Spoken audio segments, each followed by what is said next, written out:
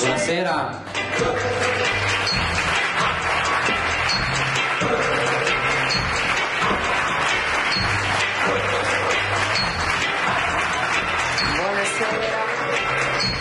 Buonasera, benvenuti. Benvenuti a questo quarto appuntamento di Incontri senza censura. Questa sera abbiamo ospite Luisella Costamagna, che ringrazio di aver accettato il nostro invito. Grazie a voi. E autrice, conduttrice, insomma io non mi dilungo, molti di voi la conoscono. Niente, Luisella, io vorrei cominciare a parlare di noi che costruiamo gli uomini. Perché questo titolo e da cosa comincia questa tua inchiesta?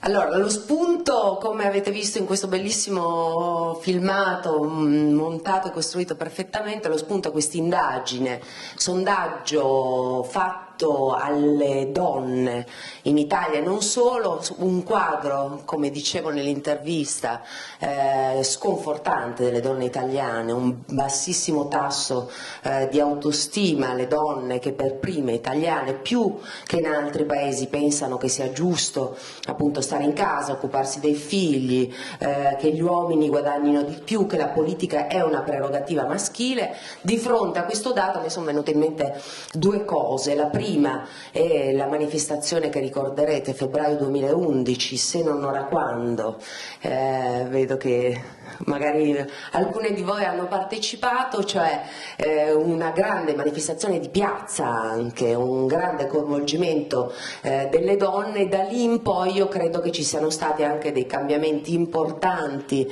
alla faccia appunto della politica, una prerogativa maschile, cambiamenti politici nel nostro paese, quindi un dato che contraddice quei dati, cioè le donne italiane sono in grado di farsi sentire quando vogliono.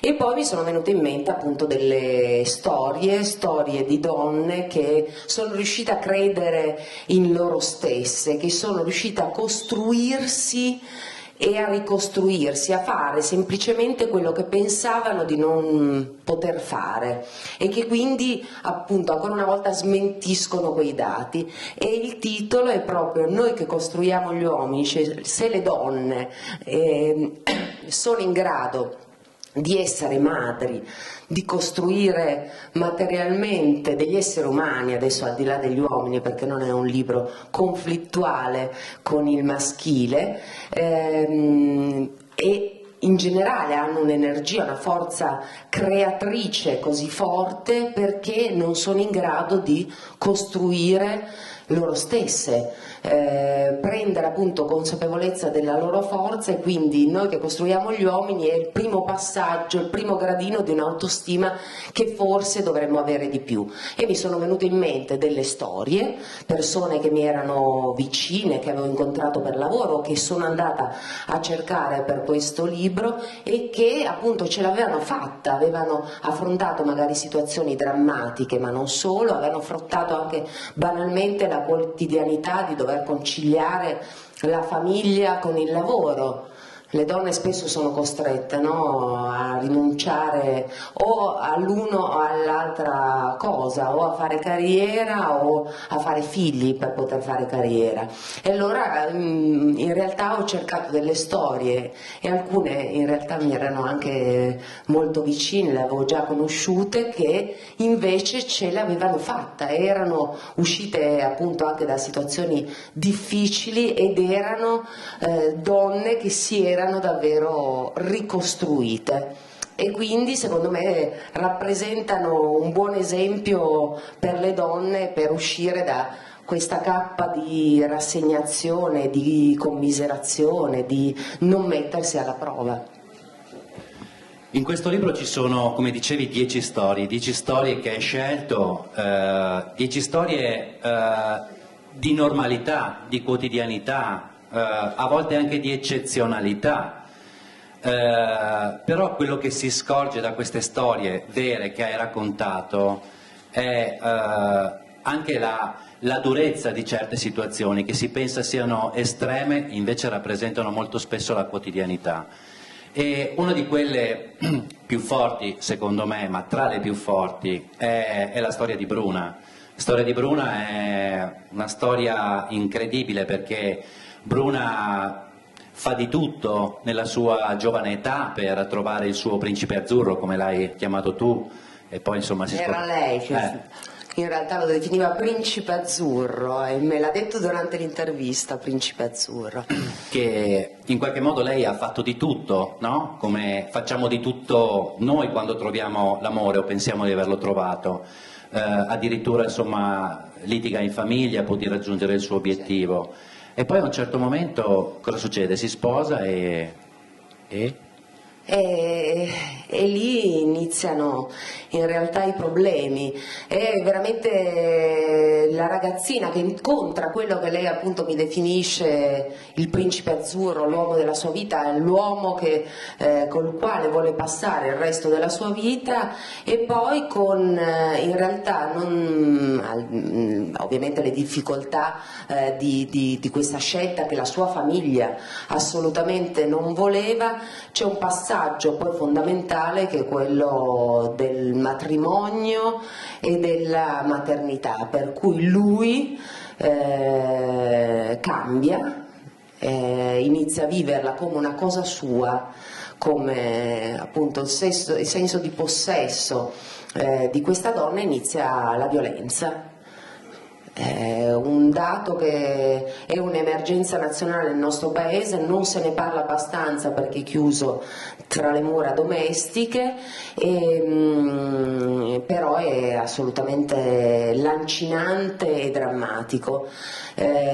Botte, umiliazioni, questo anche di fronte ai figli, e in realtà poi saranno proprio i figli, questa è una suggestione che insomma spesso le donne non denunciano, a maggior ragione, anzi quasi sempre, le percentuali di donne che denunciano la violenza domestica in casa è pari al 7%, cioè assolutamente irrilevante, marginale, e spesso non lo fanno perché pensano ai figli, dicono ma non posso denunciare mio marito, poi non avrà un padre, e invece sono proprio i figli uno degli spunti che la fanno uscire da questo abisso, cioè non posso far passare ai miei figli tutto questo, e quindi si rivolge a un centro antiviolenza. Poi ci sono insomma vari tasselli della sua vita.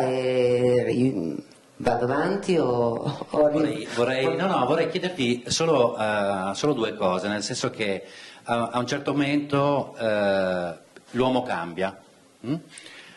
C'è questo senso del possesso forte, ora tu sei mia moglie, sei mia, e ecco, volevo chiederti, questo senso del possesso è più maschile o è anche il femminile, c'è questa parte di possesso molto forte? Beh, è soprattutto maschile, non è che e poi il non senso ci del sia una possesso possessività femminile. È voler bene? No, è affermazione di sé, e questo sul maschile, attraverso l'annullamento di un altro. Lui si afferma, in questo caso il marito di Bruna, si afferma negandola. Nel momento in cui sei mia moglie, hai fatto mio figlio, sei una cosa mia, e quindi anche se ti faccio del male in realtà non ti sto facendo nulla, perché tu non sei un cazzo, lo posso dire? Perché lui glielo dice esplicitamente, non sei niente. E lì entri in un vortice, perché poi la violenza nasce anche come innanzitutto una violenza psicologica. In questo annullamento in realtà molte donne rimangono coinvolte, invischiate, e iniziano a pensare loro stesse di essere, forse ha ragione lui, forse davvero non valgo nulla e forse quelle botte me le merito. Ed è un ingranaggio devastante dal quale è difficilissimo uscire, a maggior ragione se la persona che ti fa del male, che ti picchia e che ti vive come possesso, è una persona che hai scelto tu. Lei deve uscire da questo ingranaggio del dire ma come posso essermi sbagliata, allora c'ho qualcosa di sbagliato anch'io.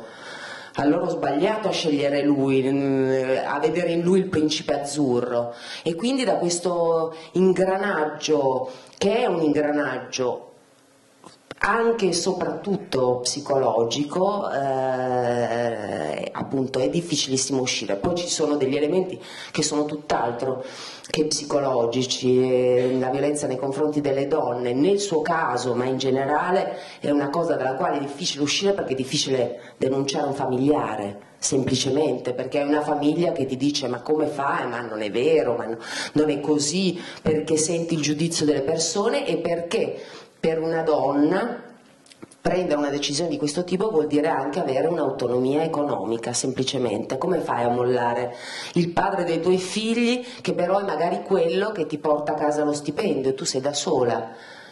Come fai?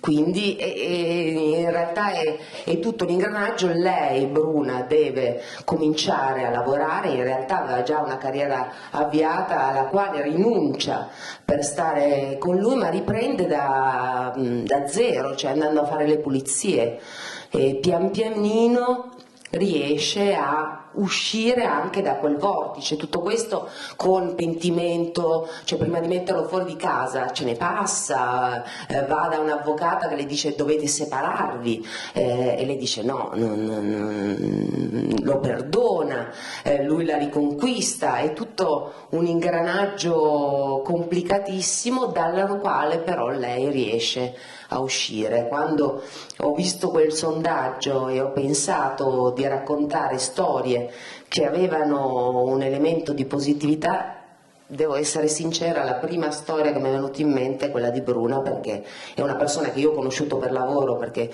di violenza contro le donne mi sono occupata, ho girato dei reportage e per lavoro l'ho raccontato spesso e mi è capitato di incontrare Bruna e ho detto lei è la storia dalla quale devo assolutamente partire. Sì, perché nella storia di Bruna ci sono proprio anche delle quotidianità molto forti, perché prima sentendoti parlare in qualche modo ci sono delle domande, avendo letto la storia di Bruna, che non posso non farti, cioè nel momento in cui lei vuole lavorare, vince un concorso in Banca d'Italia, lui, e questo ripeto magari fa parte della quotidianità, leggo testualmente: se ti metti a lavorare ti tocca pagare una che ti guarda i bambini e i soldi che guadagni finiscono tutti lì, tanto vale che te ne stai a casa con i tuoi figli, che è anche meglio. Questa è virgolettata, no? La frase del principe azzurro. Ecco, quanti poi in Italia da questo sondaggio la si può condividere oppure no? E seconda domanda, quando lei va dall'avvocato e l'avvocato gli dice dopo queste violenze, sputi in faccia, lo fermano i carabinieri ubriaco completamente con i figli, una cosa incredibile, irresponsabilità assoluta, a un certo momento lei gli racconta a se stessa: ma non è la separazione quella che voglio, perché dice la separazione è una vergogna. È un fallimento o è una liberazione? Il meccanismo è proprio questo, cioè le vie d'uscita ci possono essere, però devi riuscire a percorrerle, appunto. Lui l'ingranaggio, il vortice del condizionamento psicologico è di impedirle di avere un lavoro, perché questo la renderebbe libera, indipendente, autonoma, lei andrebbe via, le impedisce anche di truccarsi, e quindi ti vedi brutta anche perché non ti curi, perché lui ti vuole così in realtà, per cui le dice si è truccata, sembra una zoccola, e quindi in realtà è un vortice nel quale sei assolutamente inserito, e quando ti rivolgi a delle strutture ovviamente ti dicono devi denunciare in questi termini, puoi chiedere la separazione, però chiedere la separazione e denunciare vuol dire fare uno scatto. Lo sai che è quella la strada, devi farla finita, peggio di così non può andare, questo mi ha detto Bruna. Però non riesce a vederlo, perché decidere, ci sono appunto delle convenzioni sociali per cui però l'hai lasciato, vi siete separati, le famiglie, ma in fondo non è così male. 3/4 delle violenze avvengono o durante anche una separazione o tra separati, per cui il meccanismo anche della separazione, del liberarsi, è una strada complicata e difficilissima. Infatti lei prima dice no, non mi separo, continuo ad andare avanti, lo perdono, ma torna indietro, in realtà non risolve la situazione, e poi alla fine riuscirà a riscattarsi e a uscire. Perché? Perché se te lo sei sposato bisogna vivere insieme tutta la vita, altrimenti hai sbagliato anche tu. Questo è inutile negarcelo, ce l'abbiamo culturalmente. A un certo punto, quando dopo che hai scritto tutto quello che lei ha subito, ero lì che leggevo come un giallo, ma finirà o non finirà, lo caccerà o non lo caccerà. E in realtà lei lo caccia, decide che è finita, ma dopo 2 mesi ha i sensi di colpa. Questo senso di colpa femminile è una sconfitta, bisogna essere più cinici, l'amore offusca. È un ingranaggio, ma non sono cose che non possiamo, che non capiamo, sono meccanismi, ingranaggi assolutamente normali e comprensibili, quello del senso di colpa. Andando in questo centro antiviolenza, al di là della storia di Bruna, io ho assistito a molti colloqui di donne che si rivolgevano a questo centro e che raccontavano le violenze. Le operatrici dicevano loro: ovviamente devi denunciare, adesso magari vieni nel centro, in quel caso lì era un centro che aveva anche dei posti letto, che accoglieva le donne e i loro figli, ci sarà un processo ovviamente, e mi è rimasto sempre in mente una donna che dopo aver raccontato violenze feroci ha detto: no, però denunciare, un processo, la separazione, dimmi te cosa devo far passare ai miei figli. E io sono rimasta sconvolta, perché ho pensato: ma i tuoi figli hanno assistito in questi anni a delle violenze inenarrabili, è quello la cosa terribile, non è quello che gli fai passare tu con un processo, con una denuncia, che sarà sofferenza anche per loro, una separazione, è ovvio, ma è quello che hanno vissuto fino a quel momento lì che è terribile, a quello devi pensare.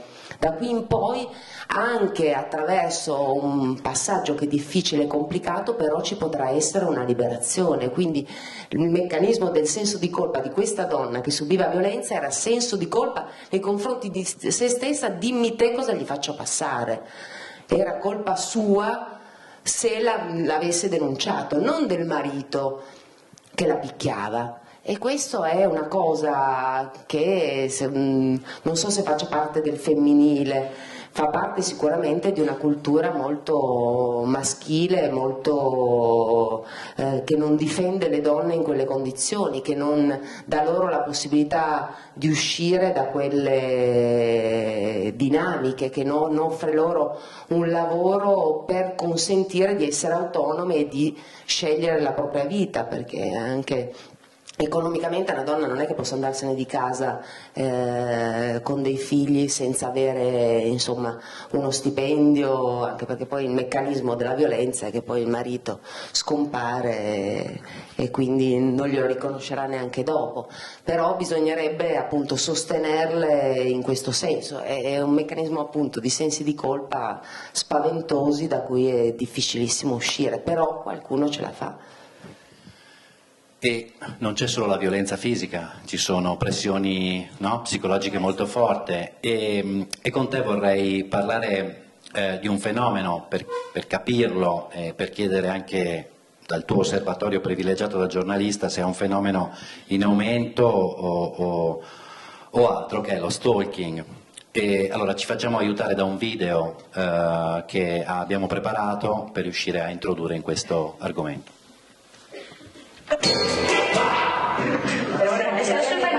Ruth va all'università scortata dalla polizia. Mercedes è tornata a fare l'infermiera. Entrambe continuano a vivere nel centro. Ha avuto l'ordine di allontanamento, ma mi lascia messaggi di continuo da una cabina telefonica per non farsi identificare. Mi cerca in continuazione. All'inizio ero spaventata, mi chiedevo: mamma mia, che starà pensando adesso? Penserà lei non torna, non risponde al telefono, può denunciarmi. E se mi ha fatto tutto quel male senza che io reagissi, che mi farà adesso? Pues, ¿qué me puede hacer? Penso che si arrivi a un limite. Tocchi il fondo, ti dici, ecco, ora muoio. Però prima di morire, prima di tirare le cuoia, voglio fare un ultimo tentativo. E allora accade qualcosa che ti fa uscire da lì, qualcosa che è ancora in te e non lo sai. Ancora non so dove ho trovato la forza di chiedere aiuto. Desde la muerte hasta la vida.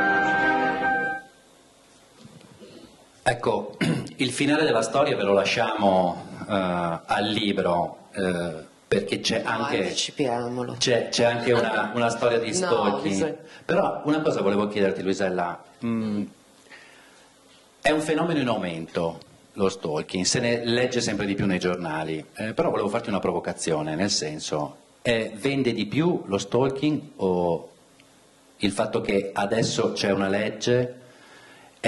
O una volta, perché una volta non se ne sentiva parlare così spesso, eppure esisteva, immagino, esattamente come adesso se non di più. Ora è intervenuta una legge, un progetto che dà comunque difesa. Ecco, ti chiedo, giornalisticamente secondo te viene più dato risalto perché in questo momento c'è anche bisogno di proteggere qualcuno, oppure secondo te perché ce n'è di più rispetto a una volta? Beh, numericamente i casi sono di più nel momento in cui c'è una legge. Io credo che prima avvenisse allo stesso modo. Ovviamente le modalità di comunicazione, i telefonini e tutta una serie di cose possono aver accentuato anche il fenomeno, ma il fatto che ci sia, secondo me, una legge stimola anche le denunce, quindi il fenomeno è sicuramente in aumento. Dopodiché stalking o non stalking, la persecuzione o no, il problema è la violenza, che sia psicologica che sia fisica, nei confronti delle donne, che nel 95% dei casi avviene in famiglia, nel senso che avviene ad opera di partner o ex partner, persone con le quali o ex fidanzati con le quali ci si è separati o meno, e su questo io credo che ci sia un'attenzione ancora assolutamente sottodimensionata. Una delle cose che secondo me è una responsabilità dei mezzi di comunicazione è che nel momento in cui c'è una violenza compiuta da un extracomunitario diventa un titolo, mentre, ripeto, il 90% delle violenze avvengono in famiglia ad opera di italiani, e questo è assolutamente un problema culturale. Dopodiché è sicuramente un problema di leggi, ben venga lo stalking, anche perché era una legge che già esisteva negli altri paesi e non esisteva sostanzialmente solo da noi. Quello che però è sconfortante è che non so quanto sia un problema di leggi, di pene più severe, o quanto sia un problema davvero di cultura, perché molte delle donne, quest'anno è stato uno degli anni record anche per i femminicidi, cioè gli omicidi di donne ad opera di uomini, ex partner o mariti, eppure in moltissimi di questi casi c'erano state delle denunce, c'erano delle diffide anche grazie alla nuova legge. E allora mi viene da pensare che non è solo una questione di leggi, è una questione davvero culturale. Tu fai vedere un filmato, me lo ricordo, io partecipai a quella trasmissione lì proprio con un reportage sulla violenza alle donne. Quella è la Spagna di Zapatero, che come primo atto, quando fu nominato Presidente del Consiglio, mise la violenza contro le donne come priorità, prima ancora della violenza dell'ETA all'epoca. Insomma, c'erano le autobombe, era pesantissime, e ha fatto tutta una serie di operazioni, dal fare un governo con il 50% di ministri donne, ha fatto una legge sull'equiparazione degli stipendi tra le donne e gli uomini. Non dimentichiamo che in Italia siamo le donne numericamente di più sulla popolazione italiana, ma lavoriamo meno degli uomini, abbiamo impieghi più precari e guadagniamo mediamente meno degli uomini. E chi di voi a me mi ha colpito anche questo dato, che se una donna imprenditrice a un'azienda va a chiedere un fido in banca, paga lo 0,3% di tasso di interesse in più rispetto a un uomo. Questo è un problema assolutamente culturale. Lui, arrivando, ha fatto anche il divorzio lampo, proprio perché 3/4 delle violenze avvengono in una fase di separazione. Riducendo i tempi della separazione si riduce magari anche la conflittualità. Tutto questo in Spagna, che era un paese record per la violenza nei confronti delle donne e per gli omicidi nei confronti delle donne, ha portato dei risultati, tant'è che hanno meno della metà degli omicidi rispetto a noi, pur avendo una crisi economica superiore, se vogliamo anche legare la violenza a una tensione sociale dettata anche dalla crisi economica. E quindi dei risultati sono stati ottenuti legiferando ma anche cambiando culturalmente un paese. Equiparando economicamente le donne agli uomini si cambia la cultura di un paese, e questi sono tutti passaggi assolutamente fondamentali. In Spagna l'hanno fatto, da noi faticosamente. Però noi al tempo di Zapatero avevamo un Presidente del Consiglio che amava molto, no? Infatti, a proposito, non volevo, però anche questo è cultura che passa in un paese, passa alle giovani generazioni, insomma. Trattare le donne fa di più una brutta frase nei confronti delle donne detta da un Presidente del Consiglio che non, cioè danneggia di più un paese che non il resto, per cui insomma abbiamo dei danni culturali notevoli. Sì, poi questo aspetto poi venerdì prossimo con Riccardo Iacona lo approfondiremo in altro modo.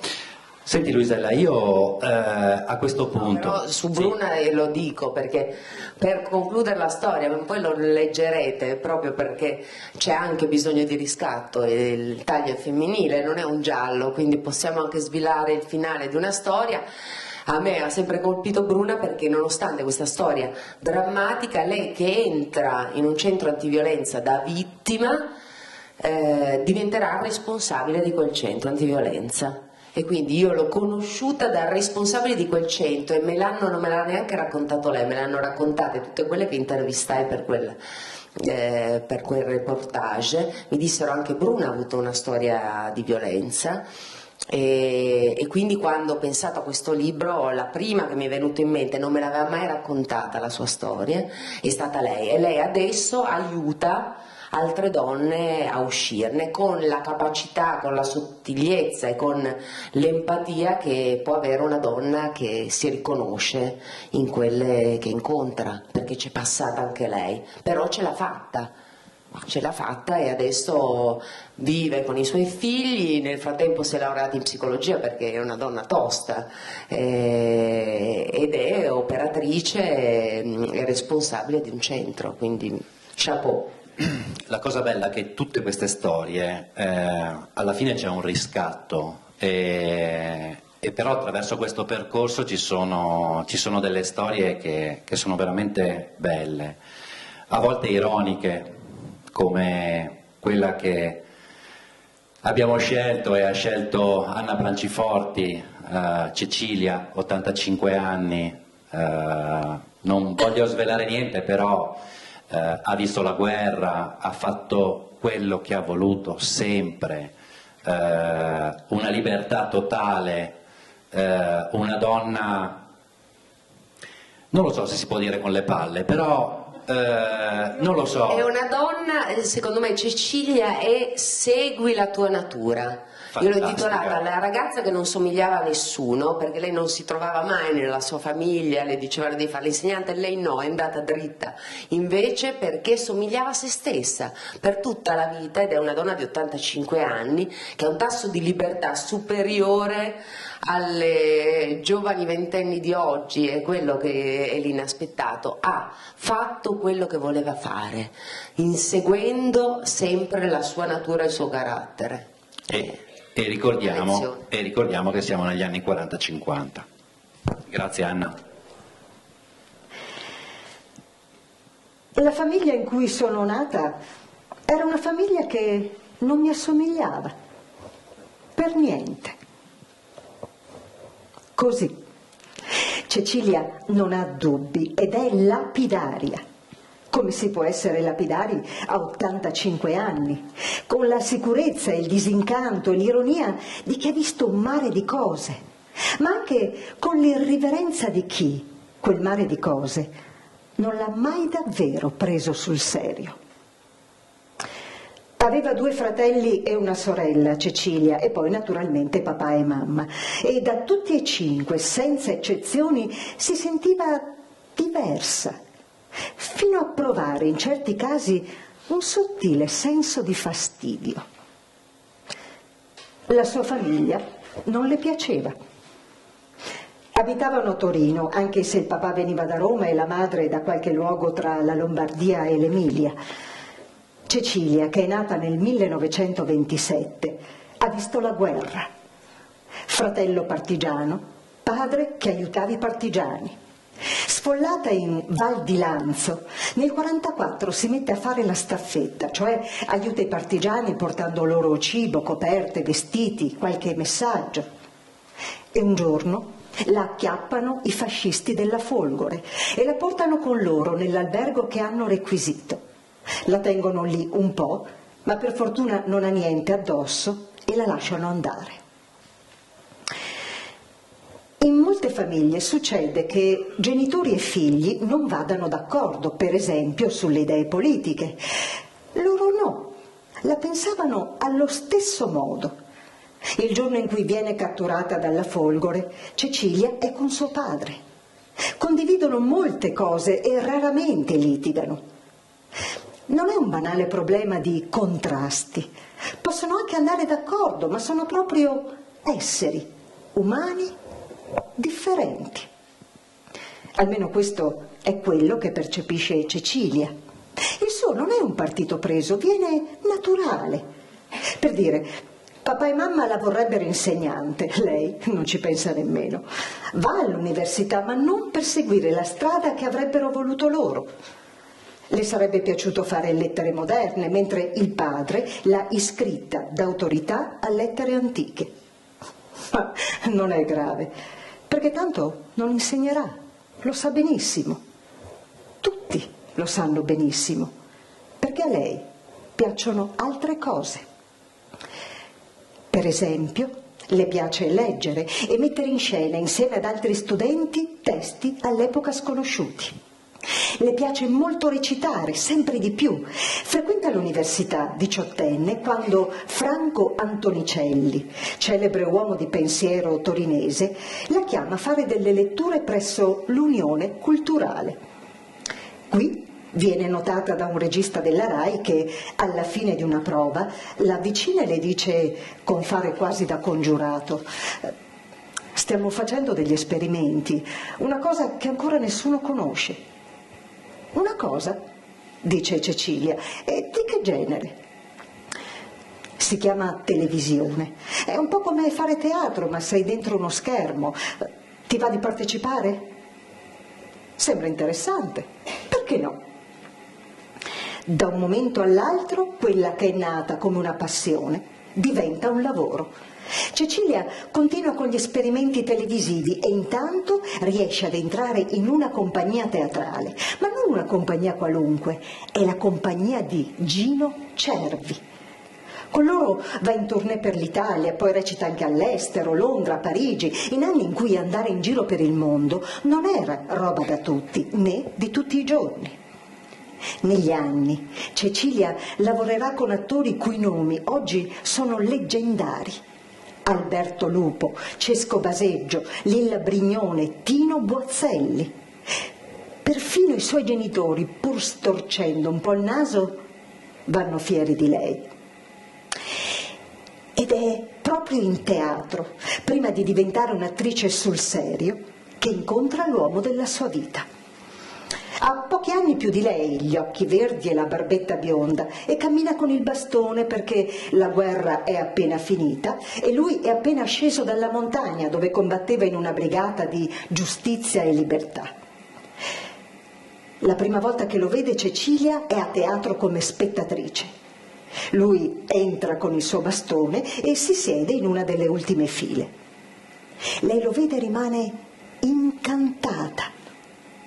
Decide che deve trovare il modo di parlargli. In realtà il modo lo trova lui tra un atto e l'altro, le chiede l'ora e da quel momento non smette più di parlarle. Escono insieme dal teatro, lui l'accompagna fino a casa, ma arrivati sotto il portone, sorpresa, non le chiede nulla. Né il numero di telefono, né un appuntamento. La saluta e basta. E non la cerca più. Qualunque altra donna, soprattutto all'epoca, si sarebbe rassegnata e sarebbe caduta nella disperazione. Cecilia, no, lei non è mai stata tipo da darsi per vinta. Se non è lui a cercarla, lo cercherà lei. Sa che fa il critico, sa per quale giornale, non dovrebbe essere difficile. In un'epoca in cui non esistono cellulari, non esiste Facebook, non esiste la rete, impiega, tutto sommato, abbastanza poco. Un mese. Intanto, in quel mese, ha una relazione con un uomo che diventerà un grande filosofo. Si vogliono bene, ma Cecilia non riesce a togliersi dalla testa il giovane con il bastone. E poi il filosofo è, come dire, troppo filosofo. Sottilissimo cervello, mirabile cervello, ma troppo. E la cosa alla lunga le fa calare l'entusiasmo. Senza contare che lui, il filosofo, non sopporta il fumo e Cecilia invece ama farsi le sigarette con il tabacco e le cartine e ama fumarle, quando vuole lei. No, bisogna assolutamente trovare il giovane con il bastone. Cecilia lo trova, è Ugo, questo è il suo nome, si fa trovare volentieri. Cominciano a vedersi, stanno bene insieme e quando lei in teatro si mette a fare sul serio, lui non ha nulla in contrario, anzi è contento, anche se la vede partire in continuazione. E Cecilia è un po' spiazzata da quella condiscendenza. Di solito gli uomini sono possessivi, sospettosi, perfino un po' appiccicosi. E lui no. Normale per lei corteggiare un ragazzo, mentre di solito all'epoca avveniva il contrario. Normale andarsene in giro per l'Italia e per l'Europa a recitare. Normale non fare nulla, ma proprio nulla di quello che papà e mamma avrebbero voluto che lei facesse. Normale, di conseguenza, avere un fidanzato diverso dagli altri. Uno che non ha problemi e non ne crea quando lei va in tournée.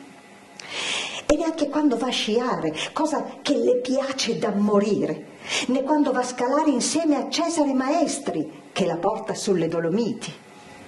Ugo non è geloso, sa che lei è fatta così e non c'è modo di cambiarla. Bisogna solo lasciarla libera, lasciarla essere. Forse non è solo la sua famiglia a non assomigliarle, forse è anche la sua epoca. È come se Cecilia fosse nata con 50 anni buoni d'anticipo. O forse anche di più. Bravissima.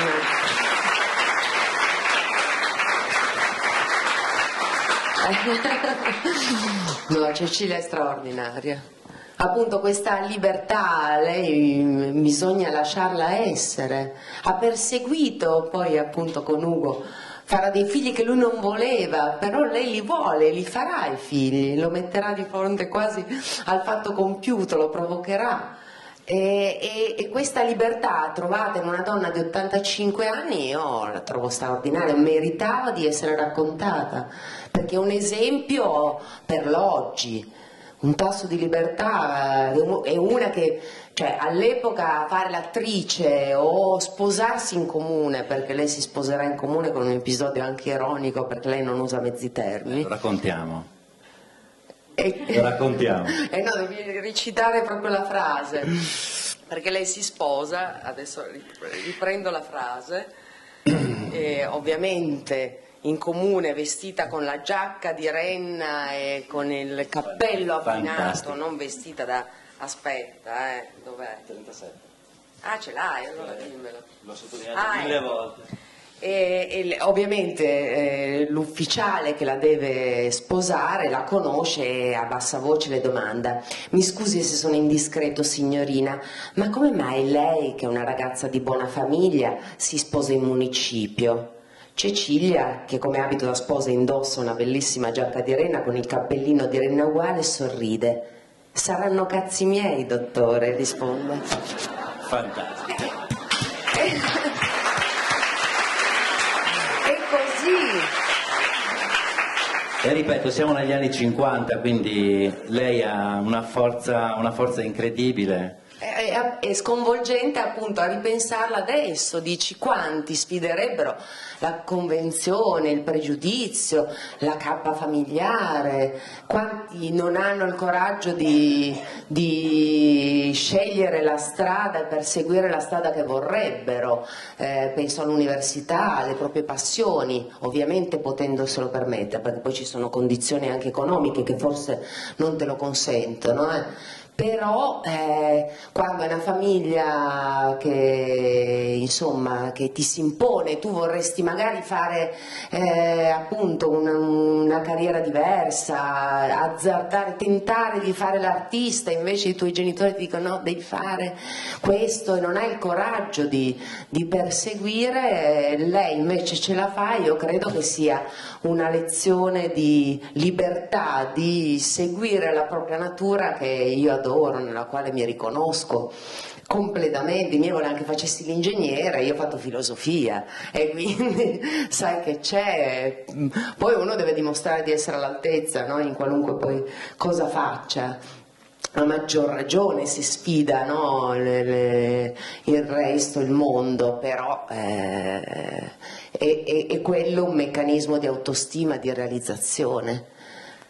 Sai, quando ho letto questa storia di Cecilia ho detto, quando vedo Luisella vorrei chiederle, ma se questa Cecilia è nata veramente con 50 anni di anticipo rispetto alla sua epoca, come potrebbe essere una donna di adesso che vive con 50 anni di anticipo rispetto alla sua epoca?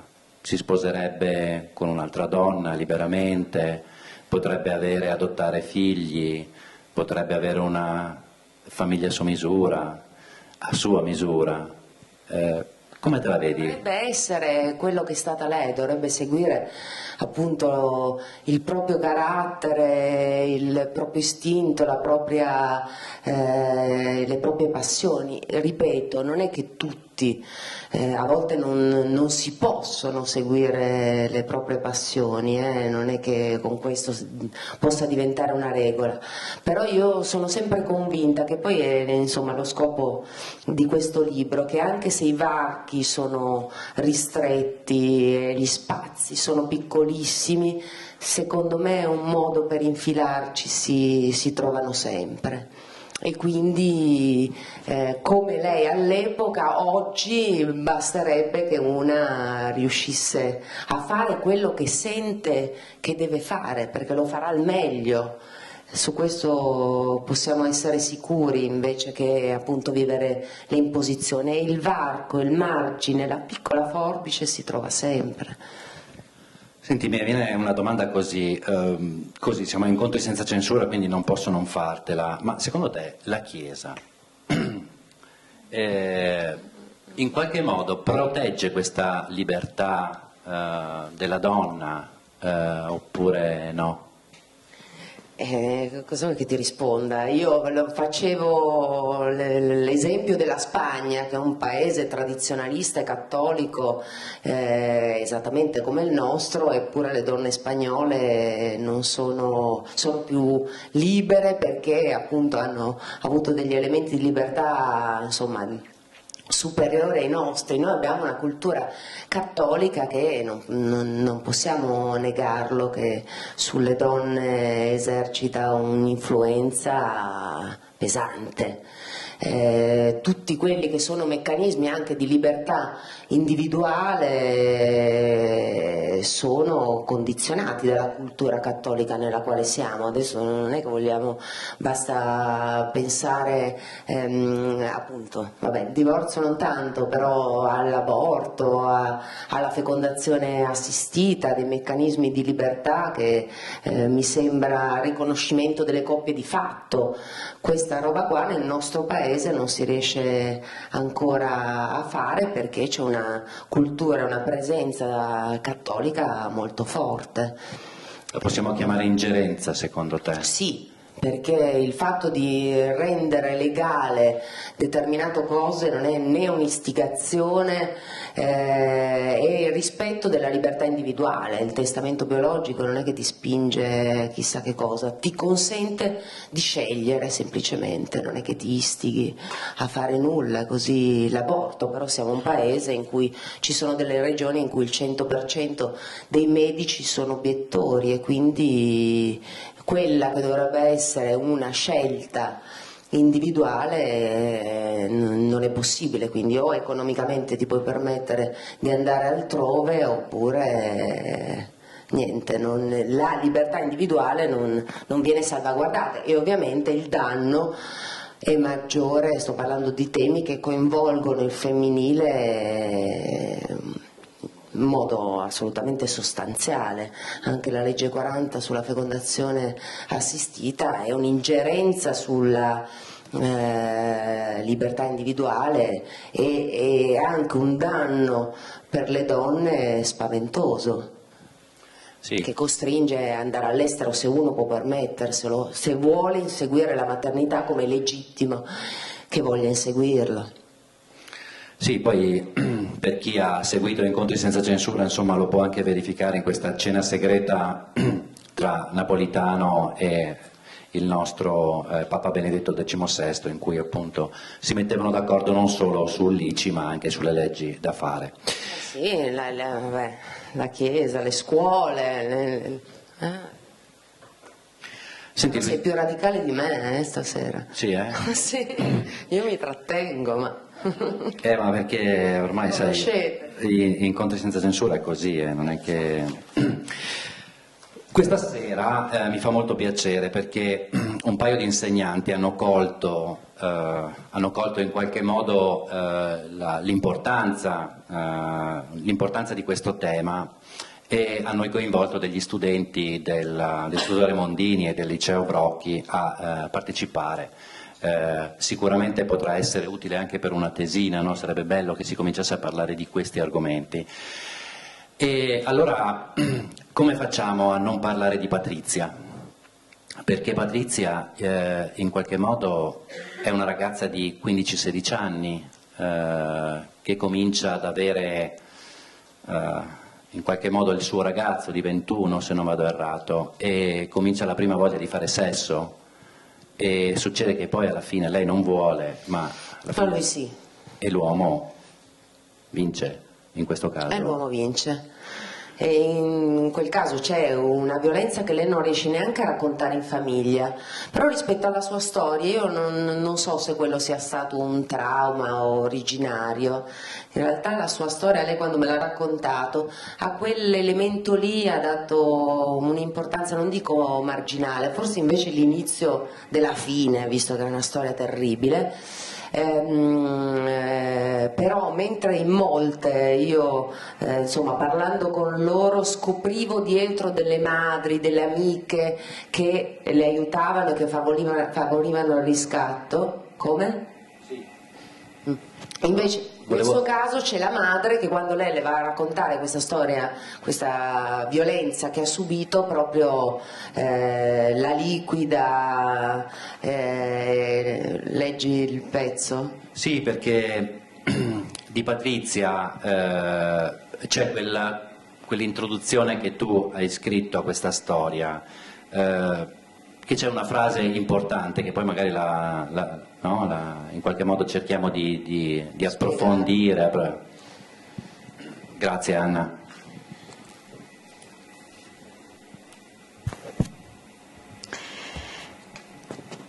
A volte nella vita si sbaglia. Si possono fare errori di poco conto, ti distrai per guardare una vetrina che ti attira e tamponi un'altra auto, o ordini un vino che poi non ti piace, dimentichi di morsicarti la lingua e dici la frase sbagliata nel momento peggiore, fai un passo falso sul lavoro. E si possono fare errori enormi, si possono deludere gli altri, si può scegliere la persona sbagliata, si può tradire la propria natura. Ci si può fare del male. Esistono errori dai quali non si torna indietro. Vai a parlare di autostima a chi si è rovinato la vita e non può attribuire la responsabilità se non a se stesso. Ci sarà sempre quel buco nero, quella voragine nella tua esistenza appena ti volgi indietro. E continuerai a darti addosso, a fare con te stessa il catalogo delle cose che sarebbero successe se solo avessi scelto l'altra strada, il giorno che sei arrivata a quel bivio. E questo è un modo di vedere la questione. L'altro è leggermente diverso e non consiste nel chiudere gli occhi e fare finta di non avere sbagliato, perché gli errori, quando si fanno, si ammettono e si pagano. Ci mancherebbe. Però esiste un solo modo per redimere le scelte sbagliate: farne di migliori. Se ti sei presa per mano e ti sei trascinata all'inferno, o qualcuno ti ci ha portato e non hai fatto niente per resistere, per cambiare direzione, non sta scritto da nessuna parte che tu ci debba restare. E se decidi di cercare il varco, la via d'uscita, e se magari con l'aiuto del caso riesci anche a trovarla, una cosa è certa: quel buco nero della tua vita continuerà a non piacerti, ma ti piacerà tanto, tantissimo, il modo in cui ne sei uscita. Ne sarai orgogliosa. Almeno questo è quello che mi ha insegnato Patrizia. Bravissima. Eh sì, perché la storia di Patrizia è una storia terribile. C'è questa violenza appunto da ragazzina, però in realtà appunto non so se sia il trauma iniziale, il fatto che la madre non la capisse. Quando lei va per raccontargli di questa violenza, le dice: ecco cosa succede ad allargare le gambe. Quindi lei non finisce neanche di raccontarlo, rimarrà in casa per un paio d'anni non frequentando nessuno. Però la sua storia in realtà comincia dopo, nel senso che alla festa dei 18 anni gli amici che si fanno le canne e non solo, lei, che ha sempre detto no alla droga, si buca di eroina. E quindi la sua storia in realtà inizia come una storia di tossicodipendenza, all'inizio così, insomma, ogni tanto, poi diventa una vera e propria dipendenza e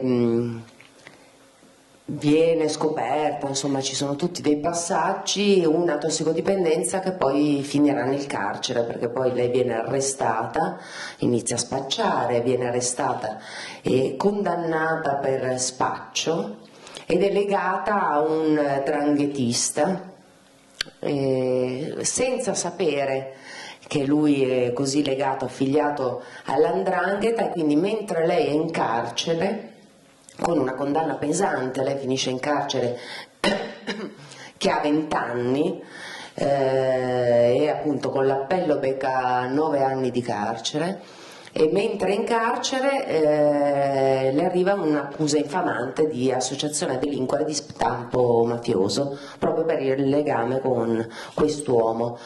Passerà le carceri peggiori in isolamento, Palmi, Messina, con un'accusa di cui lei non è a conoscenza, perché in realtà lei spacciava per lui.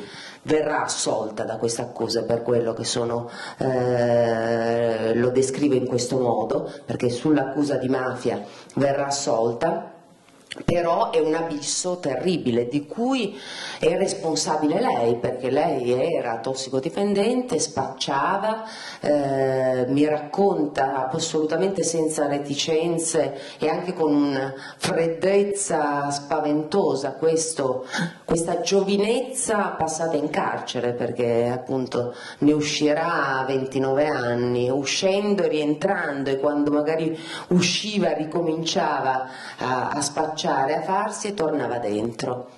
Eppure anche da questa storia, io questo l'ho messo volutamente ovviamente nell'introduzione, per redimere scelte sbagliate basta farne di migliori, anche dall'abisso si può uscire, ma non perché lo dimentichi, lo rimuovi, l'abisso resta lì e il buco nero che hai attraversato per tua colpa rimarrà sempre, ma ci può essere sempre anche l'orgoglio di uscirne. È il modo in cui lei ne esce, grazie a se stessa, ma non solo grazie a se stessa, a cercare il buono che era in lei, appunto anche giovane, riuscire da questa situazione, da questa storia drammatica a rifarsi una vita ed essere oggi una donna realizzata è praticamente impossibile, invece lei dimostra che si può fare. Sì, alcune riflessioni su questa storia. Il carcere di Empoli per lei è stato un carcere famiglia che in qualche modo le ha dato... Per una volta non svelo io il finale, me lo sveli tu. Sì, è così. Gli ha dato... Mi trattenevo per creare la suspense, invece... Volevo chiederti se questo carcere, in questo caso, ha fatto bene. Caspita. Gli ha fatto fare la scelta migliore, no? Come dalla lettura dell'introduzione. Ecco, ti chiedo, in Italia la situazione carcere, cioè possiamo trovare carceri come Empoli oppure per i ragazzi una volta che si entra poi è difficile uscirne? Quello di Empoli è sicuramente un'eccezione, purtroppo, però è anche quella la dimostrazione che ci può essere un valore rieducativo del carcere. Per sintetizzarlo, lei sconta 9 anni e sono veramente dai 20 ai 30 anni, e cioè sono la tua giovinezza, e facendo la custodia attenuata in questo carcere illuminato ad Empoli, non solo ovviamente fa psicoterapia, affronta il buco nero nel quale è finita, ma inizia, perché ovviamente carcere illuminato, c'è una giornalista che decide di andare nel carcere e danno vita a un giornalino della casa circondariale, nelle quali le detenute iniziano a scrivere, chi le ricette, chi altro, e lei comincia a scrivere, e da lì, anche perché il carcere, appunto, lei ovviamente fa un percorso su se stessa, ma trova qualcosa che la gratifica e la realizza. Non solo il carcere, ma anche un sindaco illuminato, quello di Empoli, vede questo giornale che si chiama Ragazze Fuori e decide di farne il giornale dell'amministrazione comunale, quindi lei continua a collaborare e una volta uscita darà l'esame da giornalista professionista, e adesso è assunta a tempo indeterminato con un ufficio stampa del comune di Empoli. E ovviamente è un percorso fatto da lei personalmente, ma come dicevo prima non ce la fa solo e da sola, è un percorso di autostima, però ci sono state anche delle persone che hanno creduto in lei, che hanno scommesso e rischiato su di lei, e lei da quell'abisso terribile è uscita, adesso ha un bambino, ha un lavoro, fa appunto la giornalista e dici allora quel varco ci può essere per farcela. C'è stato anche un aiuto da parte, come avevi anticipato tu, di un sindaco, quindi in qualche modo di un uomo politico del territorio. Ecco, quante intuizioni belle abbiamo in questa nostra politica in questo momento. Sì, no, è che purtroppo mi sembra di raccontare il migliore dei mondi possibili, sostanzialmente sembrano eccezionali delle storie, però ci sono anche cose positive. Del resto della politica che dobbiamo dire? Cioè, peggio di così che dobbiamo fare? È devastante. Ma poi tu da giornalista la vivi in qualche modo in prima linea, no? Quindi come stai vivendo tutto questo? Con un tasso di totale rassegnazione. A me quello che dà più fastidio è che, non per mestiere ma da cittadina, ritengo che la politica sia tutto. nel senso che politica è qualunque cosa tu fai, e questi scandali è lo spettacolo che ci sta offrendo la politica in generale in questo momento toglie a un termine, a un valore così alto qualunque significato. E io credo che sia uno dei momenti peggiori della nostra storia recente, anche peggio rispetto a Tangentopoli. Adesso si fanno molti confronti, però riflettevo anche sul fatto che all'epoca di Tangentopoli bastava un avviso di garanzia per costringere un politico alle dimissioni. Questo rutto di dignità, io lo chiamo rutto di dignità, oggi non ce l'abbiamo.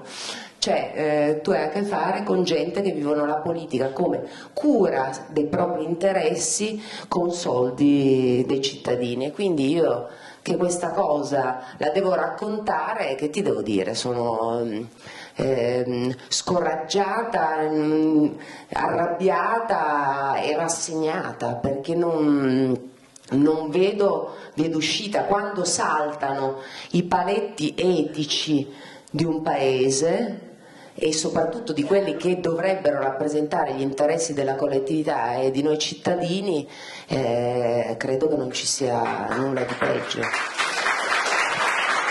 Cioè, io sono sconvolta anche dalla sfrontatezza, perché l'inchiesta ci può anche stare. Mi è capitato di recente di scrivere un pezzo, sono sconvolta dal fatto che questi si presentino in televisione e con assoluta spudoratezza dicono delle cose che non stanno né cielo né in terra, ma perché i paletti etici, culturali sono completamente saltati. Cioè, adesso, al di là di Fiorito, mi è capitato non so, di vedere anche la Minetti che dice: ma perché bisogna essere preparati per fare politica? Ma perché no? Cioè, perché non posso fare politica? Ma cosa ho fatto mai di male? Perché dovrei dimettermi? Ma come? Cioè, stiamo parlando di una persona che è sotto processo per induzione e favoreggiamento della prostituzione anche minorile. Una persona che è arrivata in politica, perché poi lei, adesso mi fai divagare, però mi ha colpito perché se ne è parlato, no, di lei, l'igienista dentale di Berlusconi, e lei in un'intervista, questo l'ho scoperto abbastanza di recente, dice: no, ma io non ero l'igienista dentale del Premier. E dici: chissà allora cosa mi racconteranno. Una che dice: no, io ho incontrato Berlusconi a una fiera mentre facevo la hostess. Allora dici, quasi meglio avesse fatto la sua igienista dentale. Cioè, lui la incontra, siamo nel 2009, lei fa la hostess al palazzetto, la incontra, e un anno dopo questa è candidata in un listino bloccato, che vuol dire garanzia di elezione, senza aver fatto nulla. E non solo viene eletta e sta lì a 15.000 euro al mese, eccetera, ma in 3 anni di legislatura prende la parola 3 volte. Sono andata a controllare su cosa. Allora, è uscito adesso, no? L'ultimo suo intervento è una mozione sulla banca del latte materno. Non è che io... No, tutto legittimo, anche interessante, però dici questo. Poi era intervenuta un'interrogazione sul pap test, e la terza cosa era una mozione presentata da lei per il riconoscimento delle professioni paramediche, tra cui l'igienista dentale. Allora uno dice: ok, già eri lì e non meritavi di stare lì, ma manco hai meritato lo stipendio per questi 3 anni se hai preso la parola 3 volte. E però queste persone stanno, nonostante tutto questo, in televisione a raccontarlo come se fosse normale.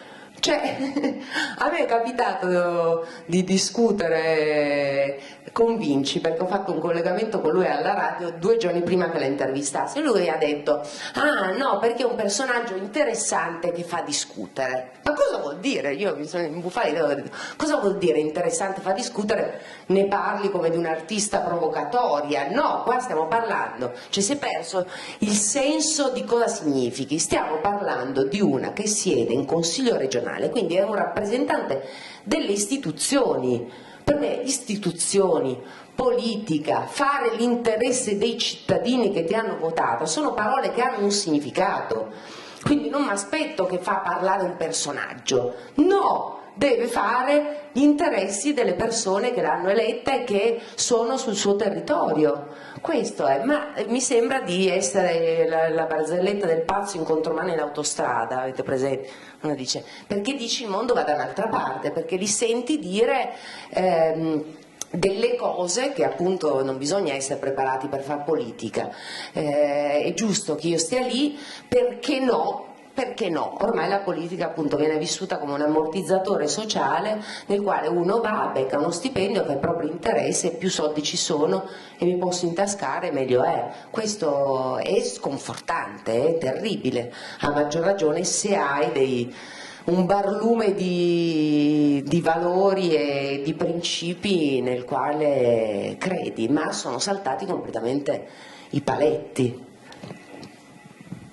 Senti, io vorrei però fare una riflessione, perché il tuo libro parte da un'indagine, quella che raccontavi all'inizio, ma se è vero che una donna su 3 ritiene che sia l'uomo a dover fare politica, che una su 4 in qualche modo sia convinta che sia giusto che sia l'uomo ad andare a lavorare e che non dice niente del fatto, cioè non si sconvolge del fatto che guadagni di più o che abbia dei lavori migliori, chiamiamoli migliori. Ma allora, se è vero questo, facciamo una piccola proporzione, ma se è vero che questi politici hanno preso il X% di voti, questi voti sono venuti esattamente da noi, compresi questi che siamo in sala anche noi, quindi non è che sia questo quello che ci meritiamo. Ma il meccanismo della democrazia è questo, è ovvio che loro sono dei rappresentanti e che sono stati votati.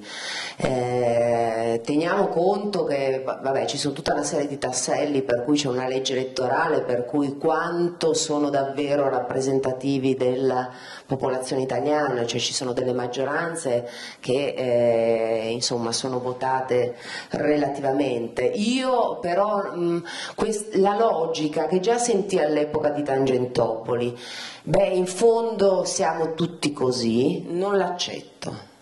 Io non l'accetto, non accetto che questi siano lo specchio del paese. No, io almeno ovviamente io parlo per me, però io non mi sento rappresentata da loro e nel mio piccolo alcuni paletti sia etici che di correttezza cerco di mantenerli, quindi un po' come la televisione, è lo specchio del paese. Io ho sempre pensato che il pubblico fosse migliore della televisione che gli veniva offerto. E quindi non riesco a pensare, io credo che ci sia un'Italia migliore di Fiorito. È vero che Fiorito è stato votato, ma questo solo per dirne uno, ma perché è abbastanza purtroppo anche bipartisan e il più sano c'ha la rogna, si dice. Però non riesco a pensare, non faccio queste chiamate in correità per cui in fondo sono lo specchio del paese, sono lo specchio dell'Italia peggiore e c'è un'Italia brutta, però c'è anche un'Italia migliore di quella che viene rappresentata istituzionalmente, di questo sono sicura. Grazie. Stamattina, anzi intanto ricordo che si può anche intervenire con Luisella attraverso gli SMS, per chi è qui la prima volta tra poco dovrebbe apparire questo numero e poi noi raccoglieremo le domande e le passiamo direttamente a Luisella.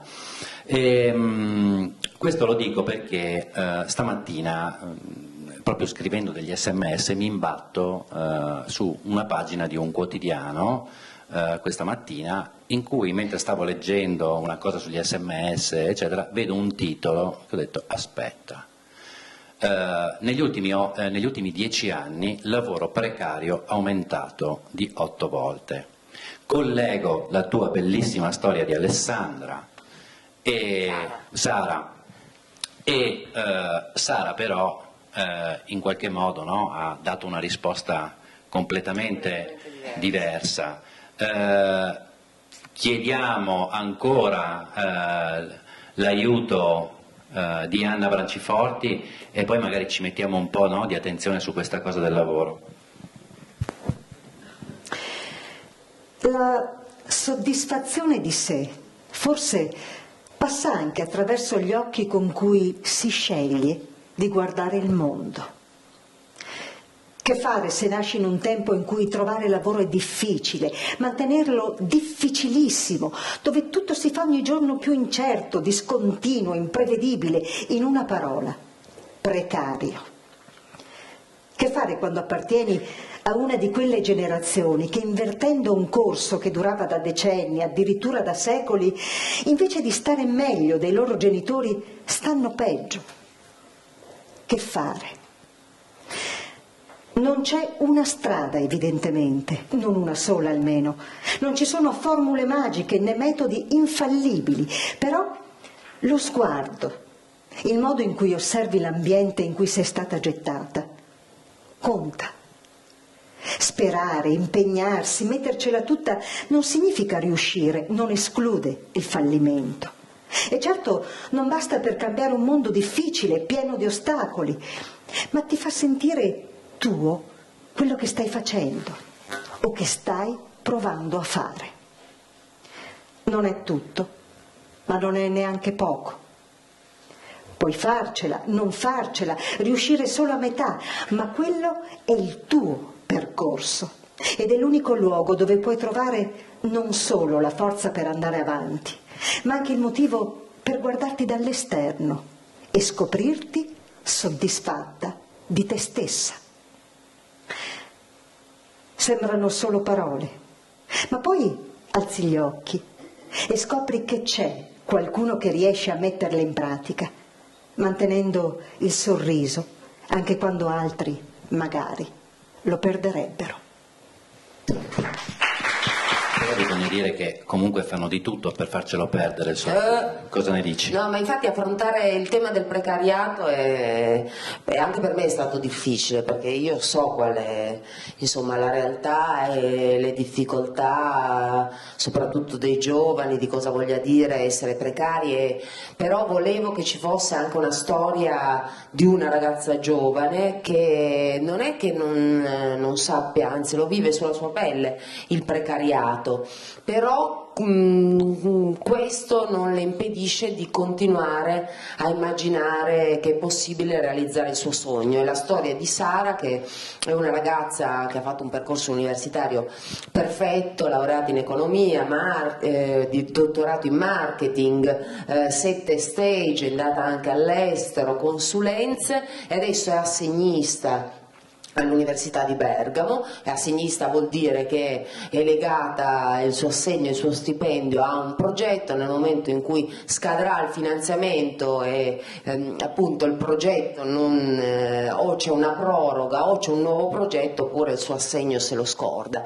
Però lei continua a crederci, perché il suo sogno è realizzare questo museo dei bambini che ha visto all'estero e anche in altre città, e vorrebbe portarlo lì. Quindi ci fa i conti, è un po' il filo conduttore di tutto il libro, il principio che dei varchi di positività o di ottimismo, chissà, poi magari tra 5 anni getterà la spugna pure lei, però al momento il varco c'è ancora per continuare a crederci e insistere. E questo mi sembrava una storia, appunto, rispetto alle altre. Nel libro ci sono tante storie in realtà non così drammatiche, assolutamente normali, anche quotidiane. La sua storia è una storia normale che coinvolge tutti, ma in cui il principio della precarietà, che pure è una precarietà contrattuale,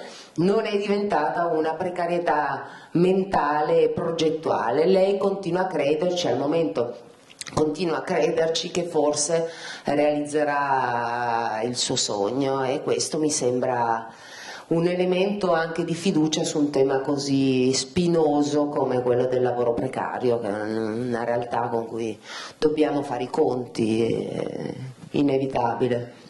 Le protagoniste delle tue storie comunque danno una forza incredibile nella loro normalità. Però io sono convinta che ce ne siano tante, cioè io ne ho incontrate 10, però ce ne sono storie di...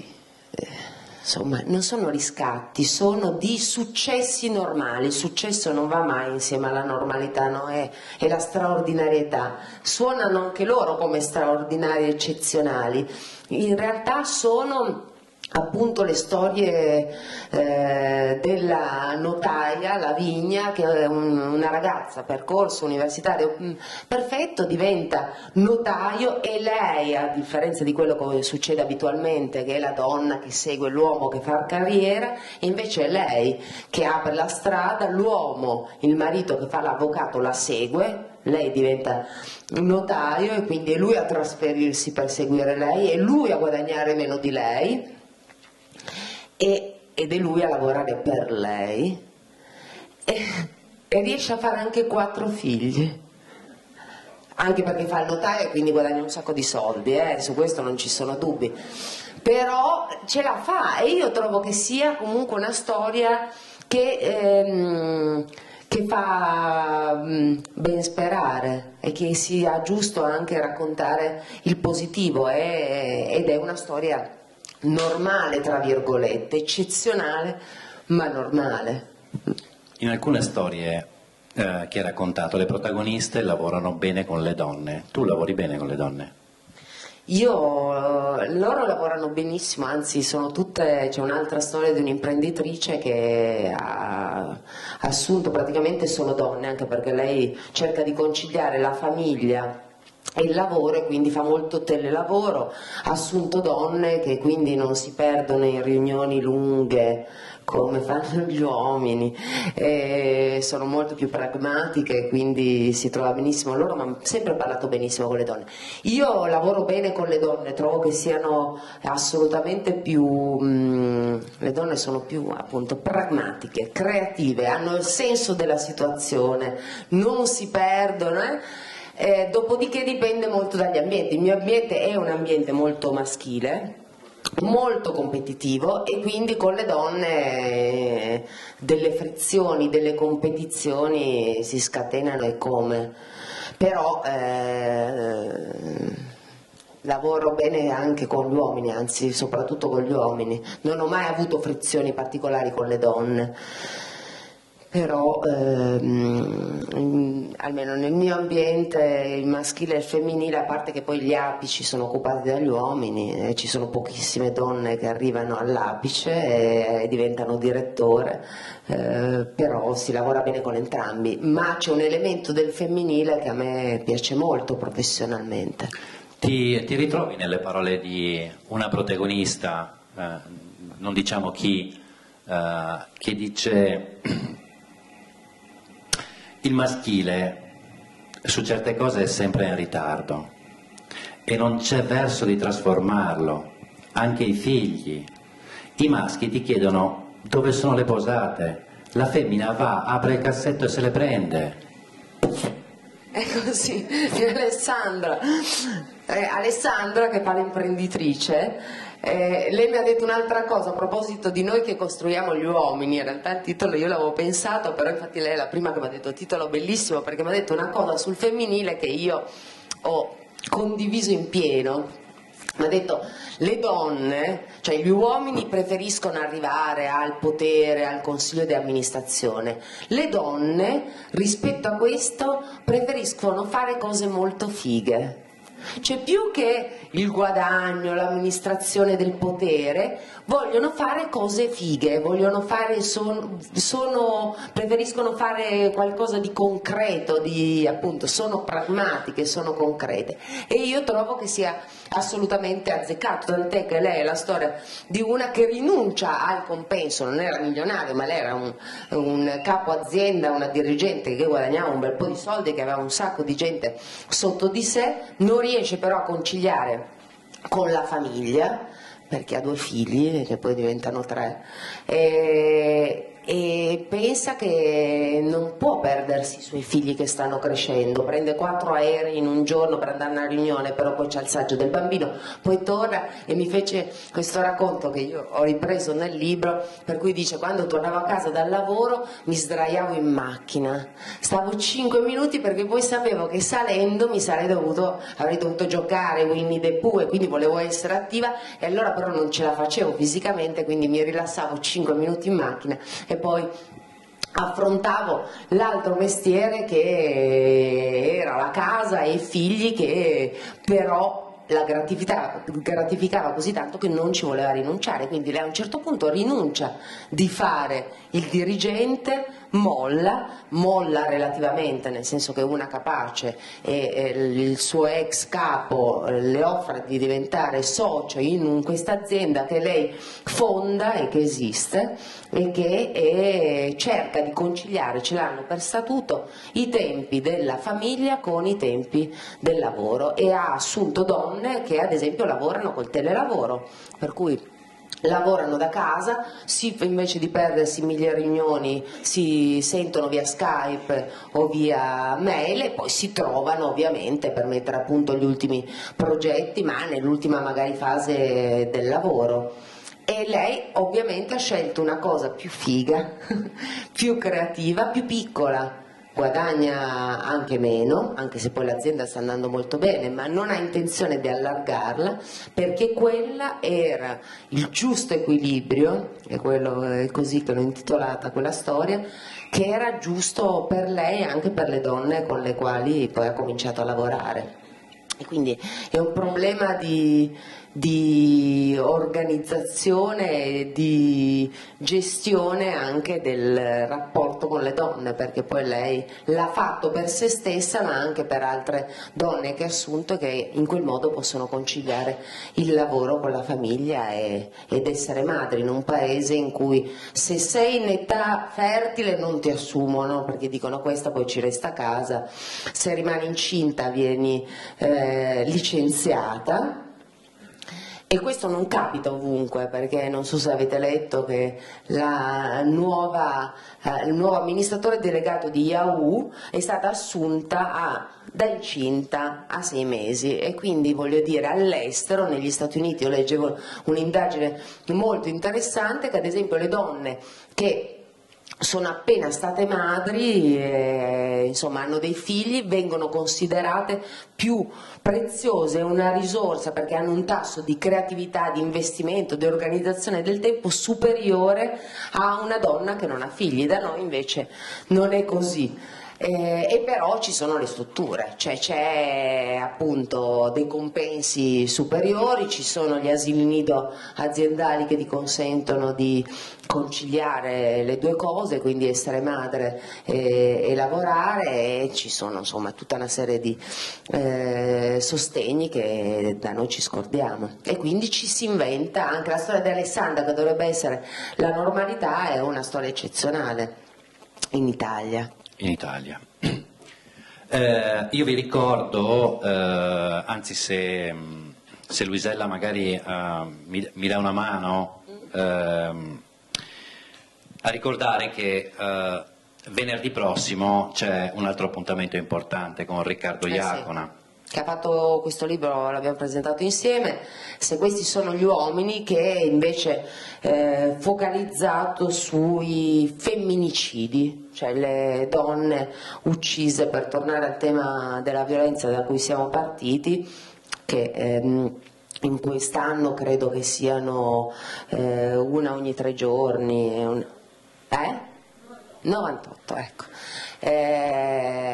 Quindi lui ha raccontato, insomma, ha viaggiato da nord a sud per raccontare storie di omicidi di donne. Presenterete questo libro, tra l'altro appunto l'inchiesta sulla violenza l'abbiamo fatto insieme con Riccardo. Diciamo che lui se la prende molto con gli uomini, io voglio dare una svegliata alle donne, quindi siamo no, anche con gli uomini, però restano più sullo sfondo. Sì, appunto, vi ricordo questo appuntamento, poi insomma chi vuole prenotare può già farlo in libreria. Adesso passiamo un po' alle domande del pubblico che arrivano, ce ne sono alcune. Io casomai mi sposto comunque nel pubblico, se qualcuno alza la mano mi avvicino volentieri. Nel frattempo ti leggo un po' di domande via SMS, ce ne sono già 8, ma ce ne sono 3 che chiedono praticamente la stessa identica cosa, che cerco di riassumere, e mi fa anche molto piacere questa domanda, devo dire. Se sei favorevole alle quote rosa e cosa pensa delle quote rosa, e la donna, premessa la necessità e legittimità delle quote rosa, può contribuire ad aumentare qualità etica e correttezza civica in altro modo? A fare meglio degli uomini? Ecco. Allora, sulle quote rosa a me non piacciono le quote rosa, lo dico proprio chiaramente, nel senso che non mi piace l'imposizione per legge di una cosa che dovrebbe essere normale, anche perché io non ne faccio una questione di genere. Cioè, per me dovrebbero esserci nei posti le persone migliori, che siano donne o che siano uomini, quindi non ne faccio assolutamente una questione di genere. Dopodiché, essendo un problema sì di autostima ma anche un problema culturale nel nostro paese, penso che per cambiare una cultura anche un elemento di appunto quote rosa, che vuol dire quote rose in un governo, far vedere che un governo è composto per la metà da donne e che sono in grado di fare bene quel mestiere, può far cambiare la cultura di un paese, così come avere nelle liste in politica un numero di candidati equiparato tra uomini e donne, e purtroppo, perché appunto non sono favorevole all'imposizione per legge, ma può essere un modo per far cambiare la cultura, così anche nei CDA. Adesso la legge è stata approvata ad agosto e ha solo più un passaggio alla Camera, ma sostanzialmente verrà approvata. Finalmente anche in Italia ci saranno le quote rosa, quindi una componente di donne nei consigli di amministrazione delle società quotate e pubbliche, esattamente come avviene all'estero, anche considerando che le aziende governate da donne hanno retto meglio la crisi economica. Questo è vero, è successo all'estero e anche da noi, perché sono più le aziende gestite da donne quelle che hanno chiuso meno e aperto di più nel nostro paese, anche perché sono su settori che sono stati meno colpiti dalla crisi economica, che invece sono tradizionalmente maschili. Edilizia e alta finanza sono molto più prerogativa degli uomini, però appunto per cambiare una cultura sono disposto ad accettare appunto un'imposizione per legge della presenza delle donne, ma preferirei farne a meno. Però visto che non si arriva per altri modi, ci tocca anche passare attraverso questo. Come esce il mondo femminile da questa situazione? L'istruzione femminile esiste da 50 anni, ma i progressi sono minimi. Perché?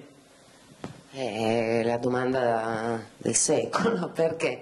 Perché appunto c'è un insieme di tutti questi elementi. C'è un elemento appunto culturale, perché siamo in ritardo per molte cose, poi uno dice la violenza, però anche ritenere la violenza un reato contro la persona ci siamo arrivati relativamente tardi in questo paese.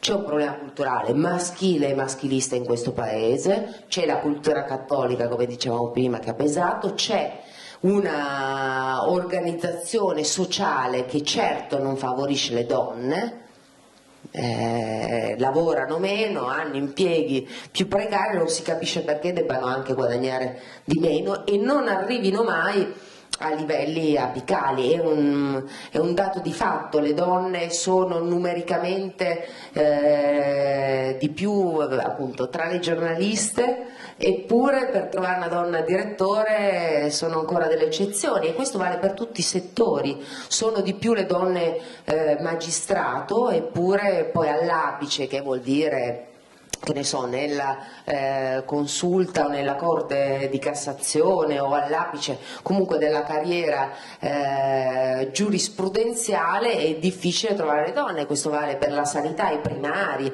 vale per l'università, vale per tutti i settori. E dopodiché c'è anche un problema di autostima. Io di questo sono convinta, che le donne hanno questo atteggiamento anche loro di non mettersi alla prova. Tutte le scelte sono lecite, io non critico chi decide di fare carriera e chi decide di stare in casa e occuparsi dei figli e fare la casalinga. Vorrei solo che fosse una scelta libera, cioè non è obbligata a stare in casa, ma lo vuole fare, lo sceglie, e soprattutto se dice io quella cosa lì non la posso fare, vorrei che si mettesse alla prova e ci provasse. Poi dopo i fallimenti o i passi indietro sono tutti legittimi, però avere la possibilità di mettersi alla prova. E quindi è anche un problema Stato, cultura, ma anche di nostra rassegnazione, nostro passo indietro.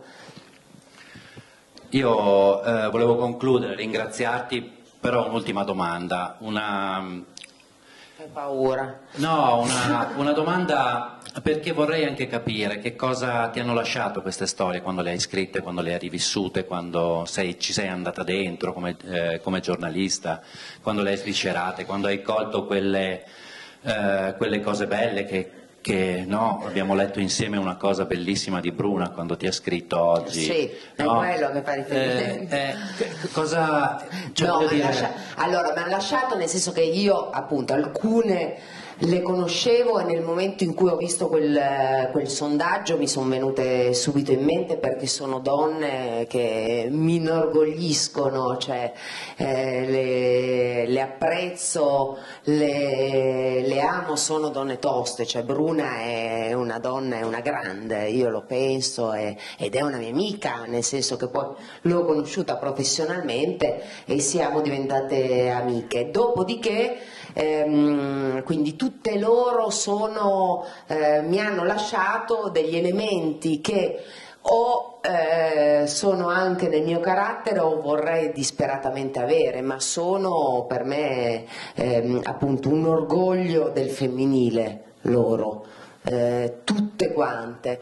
Dopodiché sono state anche una delle più grandi soddisfazioni di questo libro, perché quando io insomma l'ho incontrata, poi si crea quel meccanismo anche di complicità, sono anche persone che ti hanno raccontato storie dure per cui devi creare confidenza, loro ti si affidano e loro hanno letto la loro storia solo una volta che è stata pubblicata, perché io non gliel'ho fatta leggere prima, temevo questa di entrare in una discussione, quindi loro hanno riletto se stesse filtrate da me, perché a differenza della televisione che io faccio abitualmente, in cui però una fa un'intervista e appare lei e parla lei, in questo caso loro si sono rilette attraverso il racconto che io ho fatto di loro, no? Privilegiando magari degli elementi, cogliendo degli elementi che erano sfumati anche in relazione al percorso del libro, a questo senso dell'autostima. E